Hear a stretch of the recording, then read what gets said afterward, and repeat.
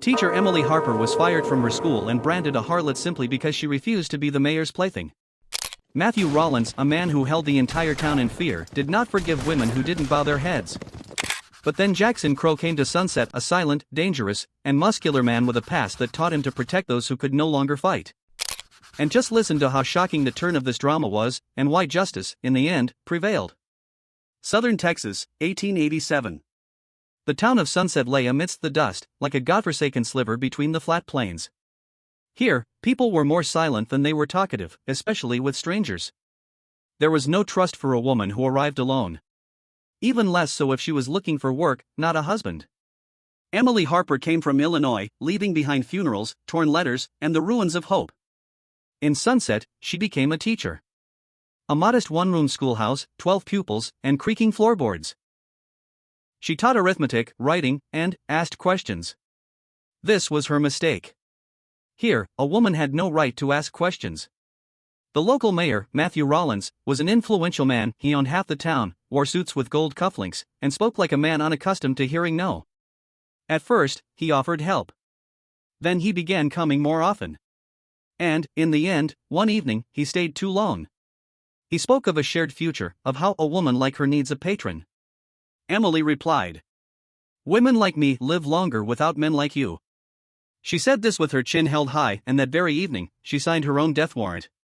A week later, rumors began. About a harlot teacher, about unacceptable topics. Parents began pulling their children out. The school was closed by the mayor's order. Then the threats began. Her mailbox was smashed. Her dog poisoned. A rope was left on the porch, neatly tied, without a word. Emily held on. She sold books to buy bread. Hid her hair under a bonnet, looked people in the eye without flinching. And still, every day felt like a struggle for survival. And then he appeared. At sunset.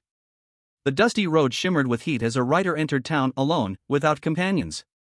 He dismounted at the well. People on the street froze. His name was Jackson Crow. Tall, broad-shouldered, with hands like a blacksmith's, and a chest stretched over muscles as if he'd just jumped from a prize-fighting ring. The wind billowed the hem of his worn duster, revealing a heavy, scorched shirt and a gun belt with a revolver. Scars on his face, on his hands. Suntan skin. A beard short, stiff, like stubble. In his eyes, something wild, dangerous, and burned out. He looked like a man who had seen hell. And survived. It was said he'd been a soldier in the last years of the war, then a bodyguard in New Mexico, and then disappeared. Rumors circulated that he killed a sheriff in Tombstone. Others said he was looking for someone.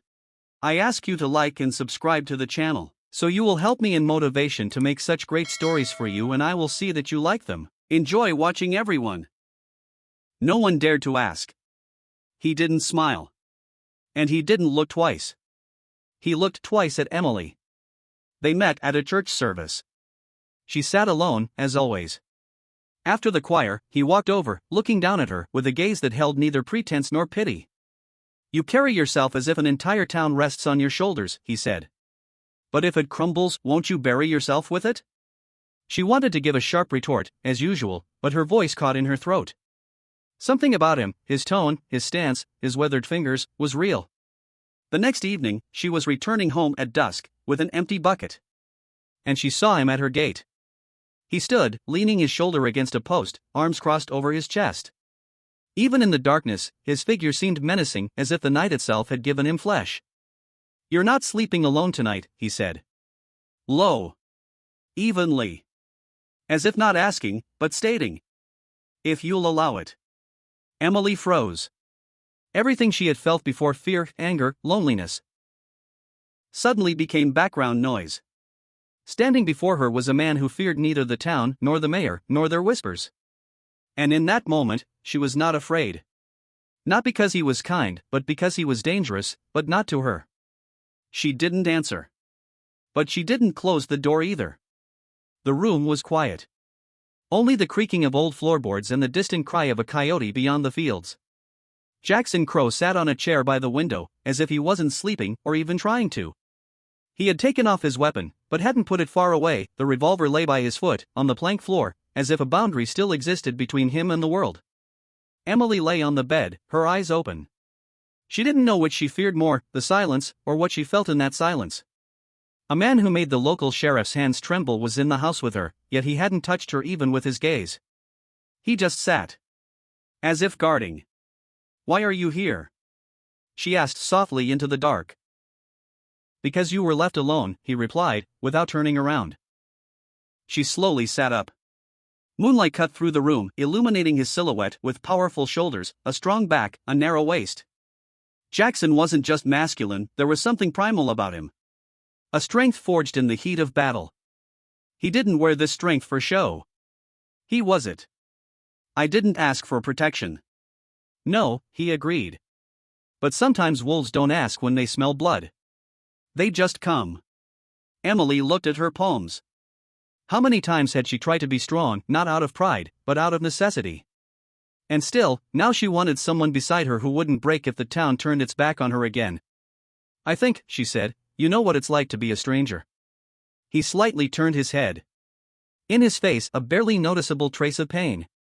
"In Tucson, I saved a boy from a lynching. The whites decided he looked like an Indian. I said he was just a child. They decided I was a traitor." He fell silent. "Since then, I'm not wanted there or here." She moved closer. Sat across from him. "Then why are you still standing?" Jackson looked directly at her. For the first time. His gaze was heavy, searing, as if he was searching for weakness in her and finding none. "Because sometimes you have to be the one they fear, to protect the ones they want to break." In the morning, she woke up alone. The chair was empty. The revolver was gone.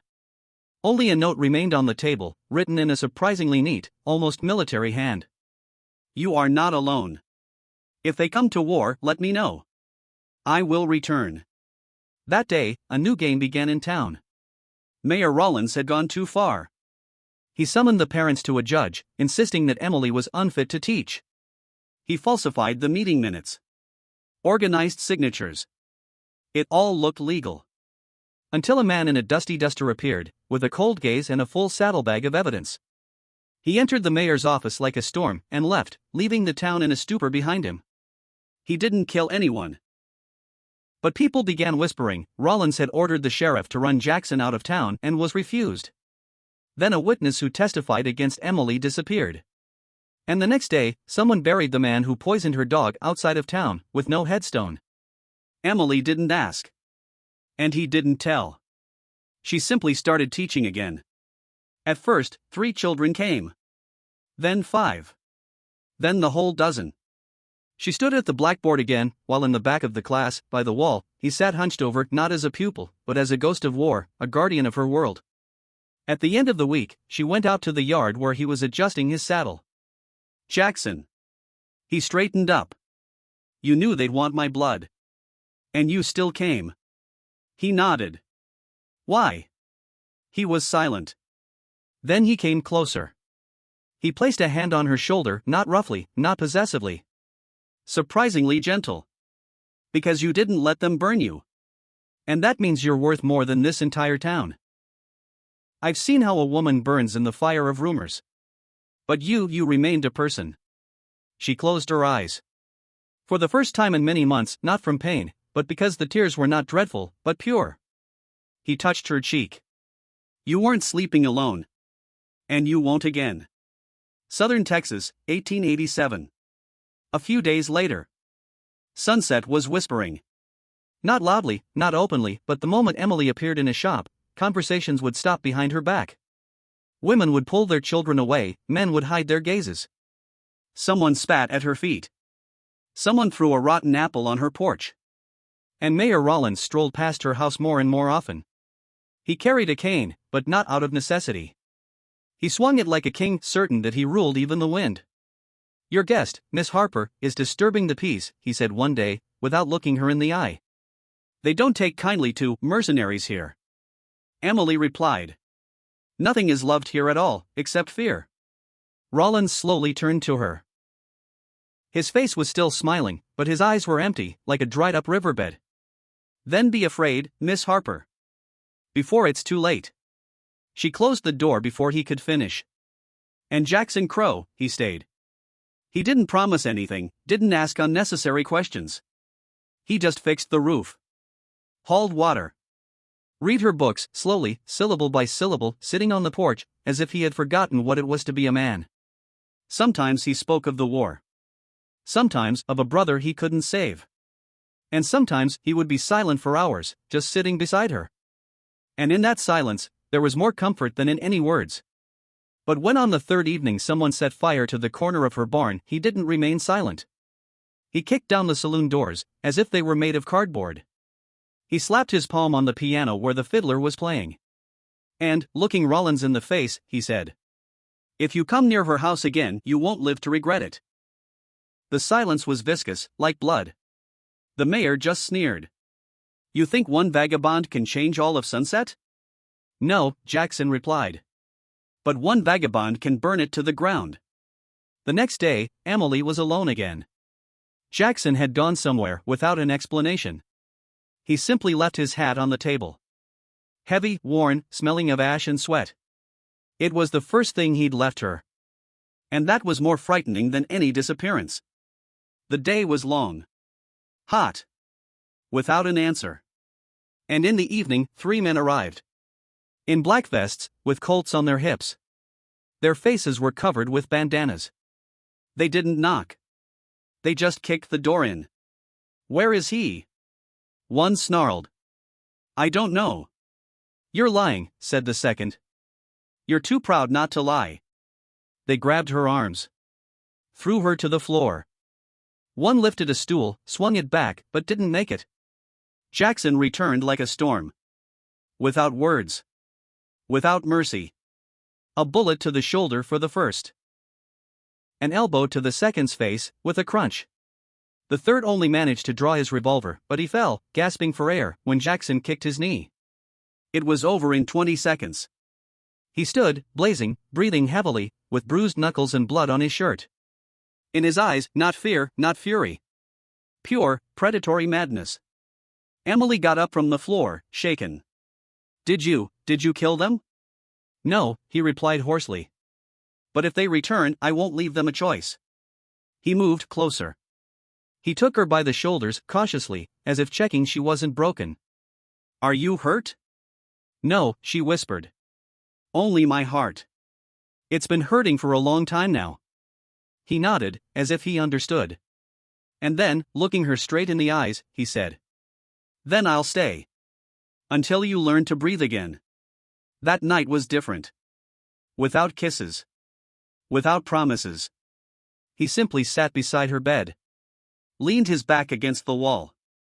And fell asleep, with his revolver on his lap. She watched him for a long time. Too long. And then, for the first time in many months, she closed her eyes without fear. The next day, a man entered town whom no one had seen for a long time. Sheriff Pierce McLean. He had disappeared 2 years ago after a fire in Sterling County where his family perished. Some whispered he'd become a drunk, others that he'd gone to seek justice with a revolver instead of a badge. No one knew where he'd been. But now he stood on the steps of the mayor's office, in a dusty uniform and with eyes full of malice. "Where's Crow?" he asked the first boy he came across. "I've got old business to settle." Meanwhile, Jackson stood at Emily's house window, mending a broken shutter. The wind pulled the shirt taut across his back, revealing the sharp lines of muscle and old scars. He worked silently, with confidence. Emily watched from the porch. In her eyes, there was no longer fear, only weariness and the desire to believe.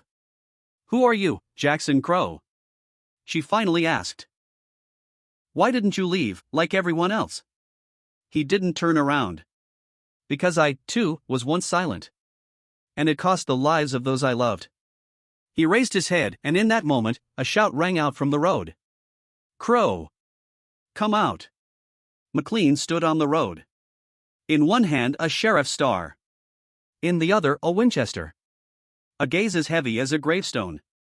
"You killed my brother," he said, as Jackson stepped out onto the porch. "In Tombstone. I've come to finish what you started." Jackson didn't stir. "Your brother sold women, Pierce. He shot a boy in the back. I gave him a chance. He chose death." McLean stepped forward. "You're not the law." "I was it. And then Emily spoke. If you want justice, ask Rollins. This town isn't rotting because of Crow.